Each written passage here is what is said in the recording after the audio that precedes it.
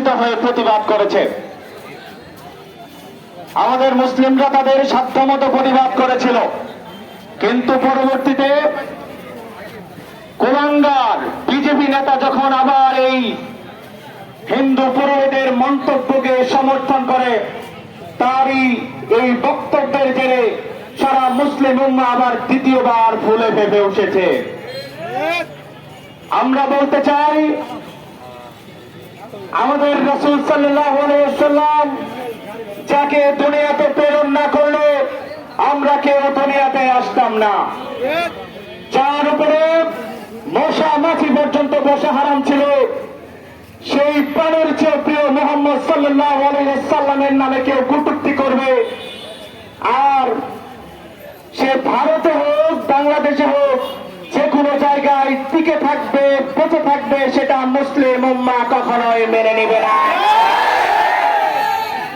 ঘটনা ঘটেছে ভারতে, কিন্তু ভারত প্রশাসনের দৃষ্টি আকর্ষণ করছে, যদি এই কুলাঙ্গার বিজেপি নেতার যদি বিচার করা না হয়, সারা পৃথিবীর মুসলিম উম্মাহ একত্রিত হয়েছে, প্রয়োজনে ভারতের বিরুদ্ধে যুদ্ধ ঘোষণা করা হবে। আজকে আশেক মাহমুদ কলেজের উপস্থিতি থেকে আপনাদের স্পষ্ট করে বলতে চাই,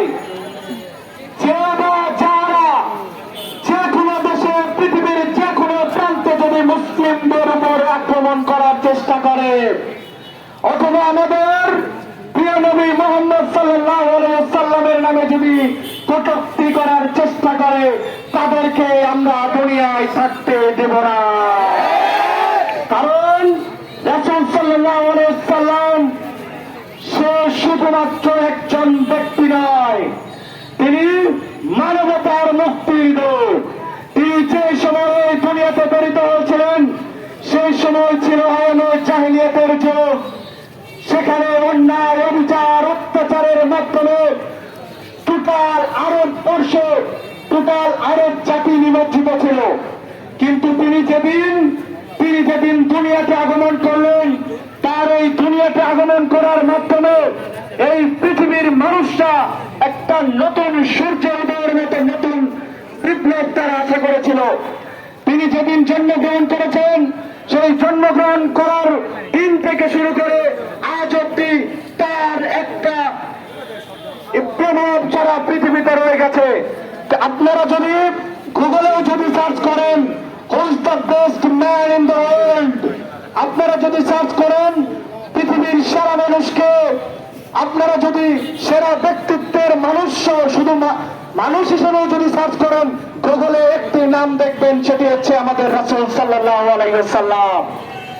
আজকে যদি সাধারণ একজন বিভিন্নভাবে আন্দোলন করে, কিন্তু আমাদের রাসূল সাল্লাল্লাহু আলাইহি ওয়াসাল্লাম সে শুধুমাত্র একটি দলের প্রধান না, তিনি আমাদের মানবতার মুক্তির দূত। আমাদের মুসলিমদের মনের আকাঙ্ক্ষা, আমাদের মুসলিমদের পালস যদি আপনারা বোঝার চেষ্টা না করেন, আমরা আপনাদের বিরুদ্ধে দুর্বার আন্দোলন গড়ে তুলব। আজকের এই প্রোগ্রাম থেকে স্পষ্ট করে বলতে চাই, অতি দ্রুত এর বিচার করতে হবে। যদি বিচার করতে না পারেন, ভারতের নরেন্দ্র মোদীকে বলতে চাই, এর আগে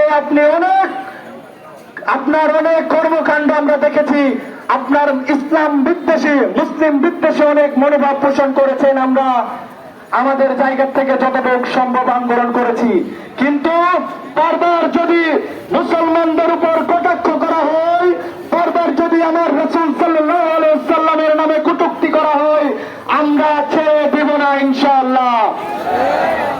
আজকের এই প্রোগ্রামে আগত সকলের দৃষ্টি আকর্ষণ করছি, আপনারা আপনাদের যে যার জায়গা থেকে আপনারা আন্দোলন গড়ে তুলুন, আপনাদের মনের ভাব প্রকাশ করুন যে আমরা আমাদের রাসূলের জন্য প্রয়োজনে জীবন দেব, তবুও কোন রাসূলের কটূক্তিকারীকে এই বাংলা বলেন, আমাদের সাবকন্টিনেন্ট বলেন, অথবা পৃথিবীর কোথাও ইসলাম বিদ্বেষী রাসূলের কটূক্তিকারীদেরকে আমরা স্থান দিব না ইনশাআল্লাহ।